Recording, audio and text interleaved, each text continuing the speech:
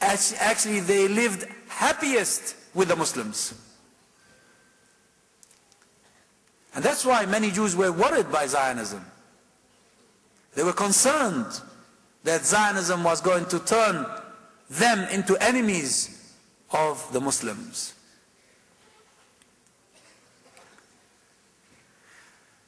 Now, I regret to say that in Muslim literature, there is a lot of confusion about this issue. For instance, you hear about a Jewish conspiracy, that the Jews are in control of everything.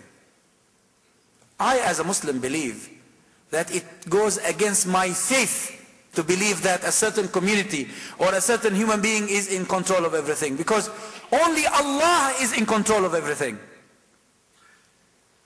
But the Zionists or any other group are weak, fallible human beings that they might be empowered at a certain time in a given place. And this is what Allah subhanahu wa ta'ala tells us in our Quran. إِلَّا بِحَبْلٍ مِّنَ اللَّهِ وَحَبْلٍ مِّنَ النَّاسِ. They might acquire empowerment by means of God giving them something, Allah giving them something, or the people giving them something. And the empowerment of the Zionists happened because there was a will on the part of the world order to make that project succeed. Now, one problem remained. The British government is convinced about the Zionist project, the French government, later on the Americans. But what do you do about the majority of the Jews who were still not convinced? How do you convince them? And this was the role of Hitler. Hitler convinced all the Jews. And that's why it is a grave mistake to deny the Holocaust. Without the Holocaust, Israel would never have been born. Without Hitler, their homes in Europe and come to my country and taken the homes of my people. So if you remove the Holocaust from the historic narrative, and the Holocaust is a fact, I'm not saying this because it's useful to use the Holocaust in the analysis, but it's because it's a fact, and people who lived in Europe can see the signs and the remains of the Holocaust. It was the Holocaust that convinced the majority of the Jews of Europe that Europe was no longer safe, and that the best thing for them to do would be to heed the advice of the Zionists. So Theodor Herzl, who died about 1905, and was desperate that probably his project was never going to materialize, did not know that in about 30 years' time there would be the rise of the Nazis in Europe, who would collaborate with the Zionists, as Israel Shahak tells us in his book, Jewish Fundamentalism in Israel, until 1939, when the Second World War started.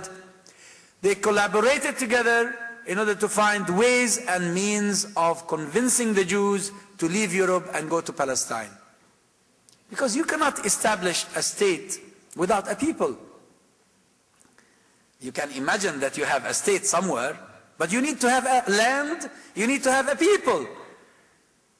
And the Zionists had, a long time ago, came up with the myth that Palestine was a land without a people for a people without a land. But how can you bring these people who are going to become the people of that land, of that state, and implant them in that land if they don't want to come?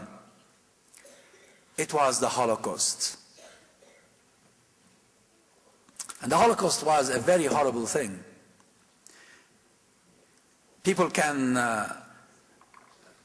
argue about the numbers, it's no big deal.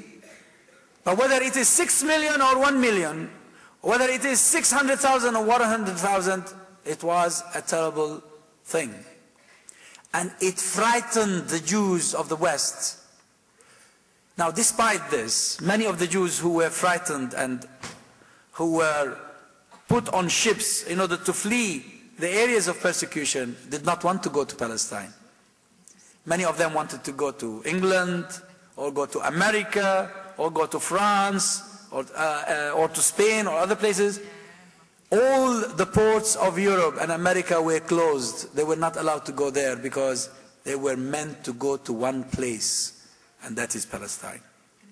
So you see, we are talking here about a major project, a big project. This is the project of the West. Israel is the project of the Christian Europe that is inherited by the Christian America. It's not a Jewish project even. And the Jews are used as a tool. And they are so stupid to allow themselves to be used as a tool by the colonial Westerners who are motivated by greed and by a skewed faith. We have to understand this in order to appreciate the magnitude of the project that we are resisting and we are fighting against. So when our brothers and sisters in Palestine are resisting, when they are struggling, when they are determined to remain in the land no matter what, it is not just a few millions of Israelis that they are facing.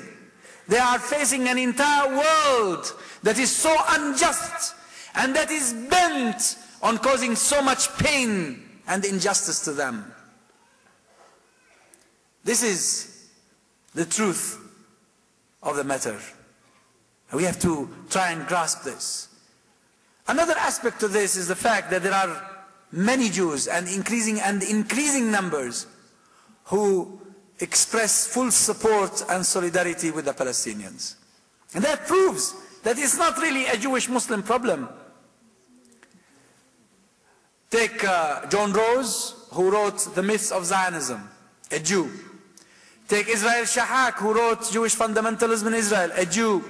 Take Finkelstein, who wrote The Holocaust Industry, a Jew. And there are so many people that we know about and we don't know about. There are people who participate in political movements, in demonstrations, in rallies, in activities, who are abhorred by what has been done to the Palestinians. And these people happen to be Jewish. Some, of course, are atheists, some are religious, but they present themselves as Jewish, and fair enough. And that's why in our discourse, in the way we talk about the Palestinian issue, we have to open the doors for more Jews to come back to their senses and to dissociate themselves from Zionism, to dissociate themselves from Israel. And there are some people who were very prominent in Israel who are thinking along these lines. Chaim Borg, for instance, the former Knesset speaker. I mean, can you imagine? A speaker of the Knesset, the Israeli parliament, realizes that Zionism is a menace, that Israel is a grave danger to the world. Someone like Ilan Pape, who had to flee Haifa University and come and live in Exeter because of his unaccepted views about what Israel had done to the Palestinians since 1948. I have 10 minutes. Well, I'm almost done, really. My idea, the idea that I wanted to share with you, is that we need to understand the root of the problem, what it is about, and what it means. I just want to conclude by one advice to all of you. Whatever you read, whatever you hear, try and ascertain the truth of what you hear or what you read, in order not to take on ideas that are invalid. I was once on a visit to Pakistan, and after I gave my presentation in a small conference, someone approached me and he said to me that he'd been serving the Palestinian cause for much of his life. Doing what? Printing and reprinting a document called the Protocols of the Elder of Zion.